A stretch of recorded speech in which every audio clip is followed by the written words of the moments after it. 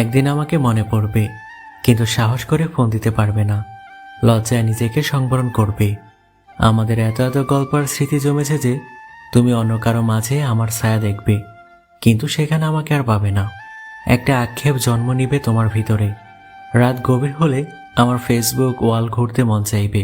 হয়তো সব বাধা ভেঙে মনের সাথে যুদ্ধ করে হলেও আমার প্রতিটি পোস্ট দেখবে, হাসবে, রাগ করবে, কিন্তু আমাকে সেই অনুভূতি বলতে পারবে না। এর চেয়েও আরো বড় কি কষ্ট থাকতে পারে?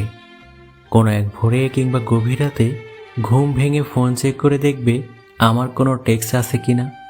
আমাকে না পেয়ে তোমার যে দীর্ঘশ্বাস জন্মাবে তা তোমার প্রাপ্য ছিল। আমি তো কোনো অন্যায় করিনি।